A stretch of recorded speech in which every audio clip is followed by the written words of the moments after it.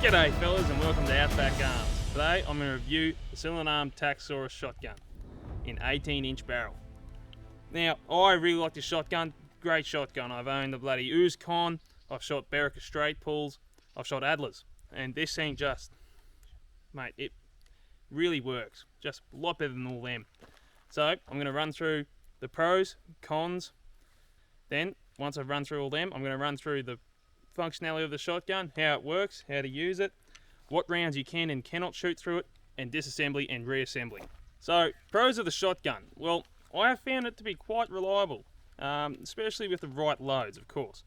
So if this shotgun, it has an Argus gas system copied from the M4 Benelli.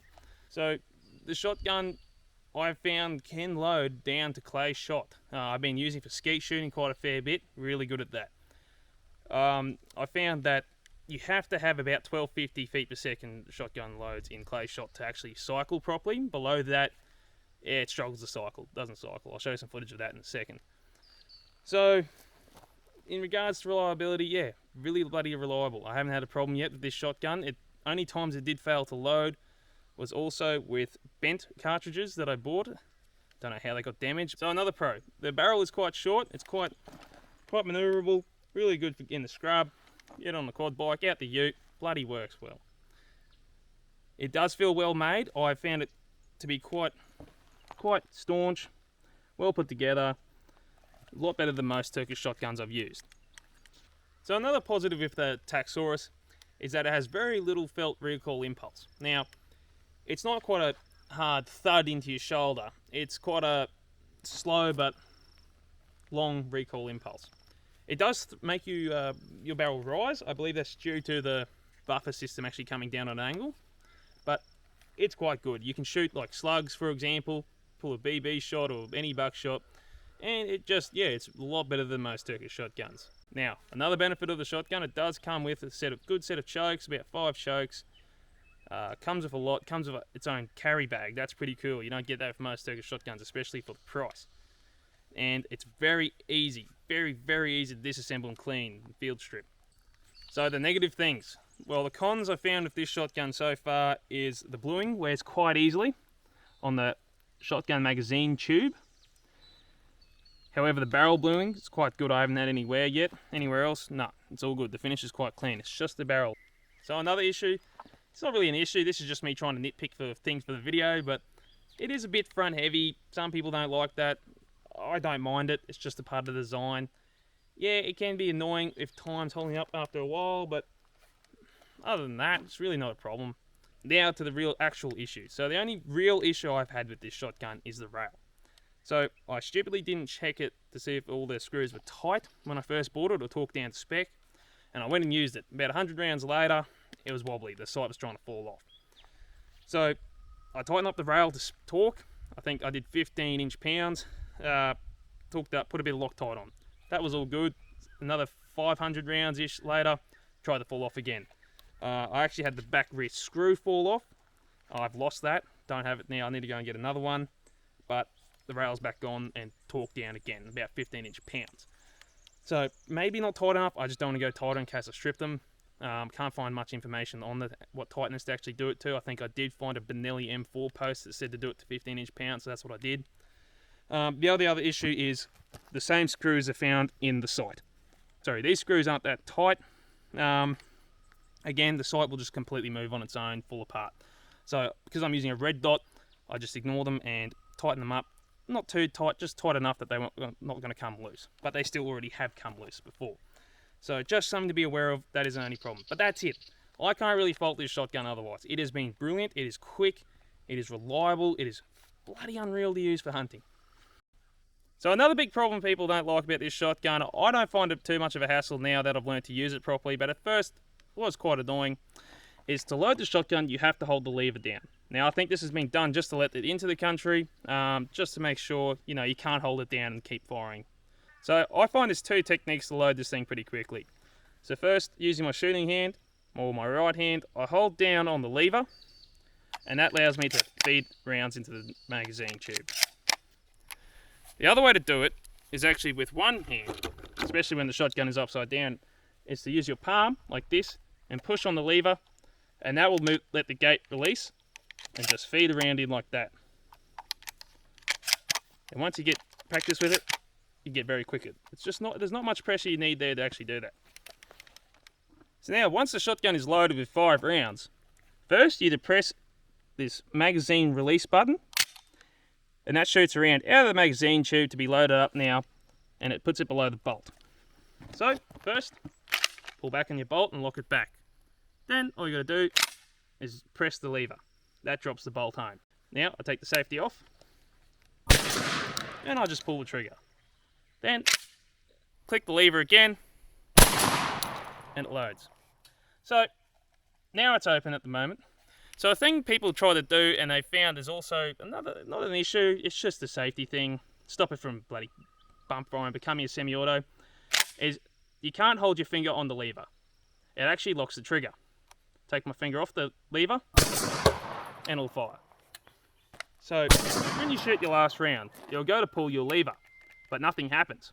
So what this allows you to do is to then get a round off your belt or in your free hand, and just put it straight into the chamber, and then press the button, and I'll load it. And that's for a quick last round reload. So that'd be quite helpful for people doing competition shooting, or just general, even quick reloading in a hunting situation, which is, I find, quite useful. So far I've used this shotgun quite a fair bit for hunting on the property. I've used it to kill cats, rabbits, hares. I've been shooting a lot of clades with it. Quite good for that, actually, surprisingly. And yeah, it just does the job. It just has not stopped. I've shot a fox with it. My first ever fox was with this. Nailed him. Did a good job. So no, I really like this shotgun. I can recommend it to anyone. I've used all the other ones like Adler's, Bericas, and I've just found this is a lot better. This is the next best thing you can get in Australia. So it's quite good, reliable, rugged. I recommend it to everyone, especially if you're a prime producer. So now I'll show you what the shotgun comes with. Be in mind, I do have an aftermarket 6 Sierra Romeo 5 red dot on the gun at the moment. So the shotgun comes with this nice bag. It has 2 pockets on each side of the bag, and this allows you to carry the chokes and other parts. So currently I have in the pocket the choke that comes on it originally, a door breaching choke. It is a full open choke, and it has ported vents to help reduce recoil. On the other side I have the full set of chokes. Now it should have 5 chokes in it. Currently 1 is in the gun right now. Also comes with a choke removal tool, and it comes with full open chokes all the way down to number 1 closed choke.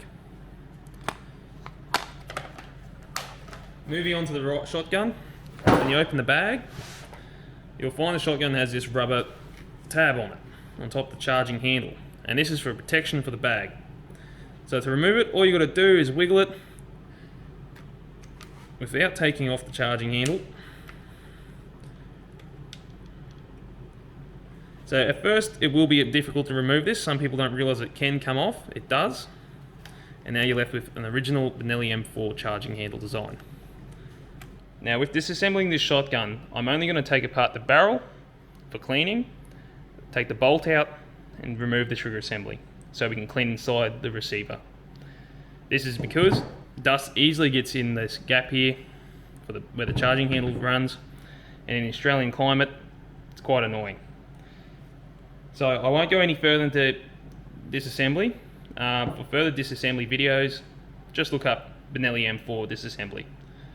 It is the exact same system and concept. So a clever design for this shotgun. It's made to be field stripped very easily without any tools. So first I'm going to remove the front nut from the magazine tube that holds the barrel on. Then what you got to do is with a bit of force gently wiggle out the barrel. Now it'll come apart, and these hand guards are plastic, they'll fall off. And the barrel just slips off right like that. Now very clever design with this Argos gas system. You can actually take these apart, but don't bother doing that for this field strip. So if you do want to take it apart, all you got to do is get the charging handle and insert it into these holes here, and of course rotate left to undo them, but won't be doing that today. Now, the next step is to remove the bolt. Now this is done by getting the charging handle and rotating while pulling up until it releases. With the charging handle, leave it somewhere close because you'll be needing that to take apart the receiver to get the trigger assembly out.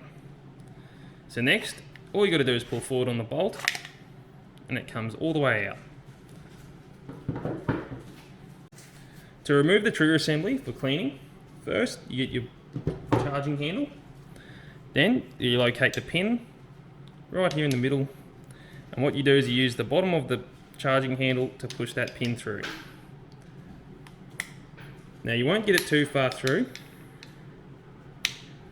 only a little bit like that, and then what you do is you turn it over and you'll see there's a flat head on top of the pin. So now using the charging handle, use it like a lever and just pull up against the pin. Now fully pull the pin out and rotate and it'll pop out. Then rock the trigger assembly and it'll pop out. Now the receiver is ready for cleaning. I recommend getting a rag and wiping in there thoroughly. To reassemble the shotgun, first you get your trigger assembly and let's rock it in.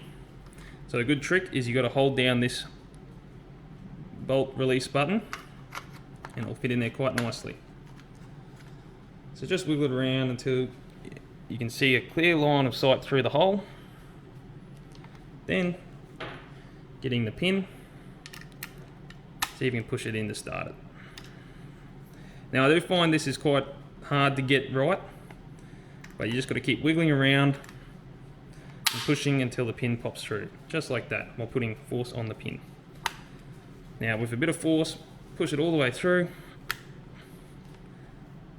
and now it's ready to go. To reassemble the bolt, all you got to do is grab it and slide it in, like how you pulled it out. Now a good trick with this is to line up and slide it in and make sure you got the gun aimed down. This is so that this push rod on the back of the bolt can feed nicely into the buffer system. And just push until you got it in like that. Then get your charging handle and just push and rotate so it locks into place. And finally, to finish off the reassembly, once you've cleaned your shotgun barrel, first pull back on your bolt and lock it in the rearward position. Be mindful to keep your hand away from the bolt release. Next,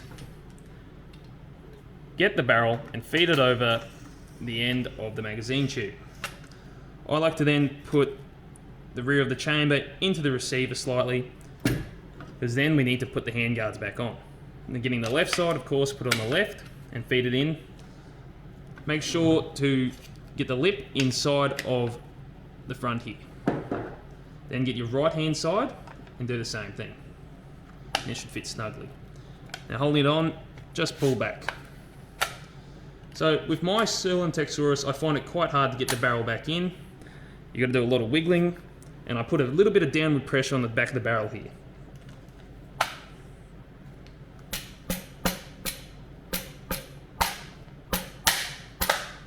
I find tapping it and being a little bit rough makes it pop into position.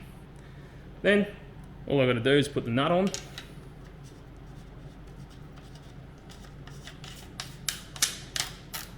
And do it as tight as you can. Make sure it's just hand tight. Finally, drop the bolt, take your safety off, and see if it fires. Make sure it's all working.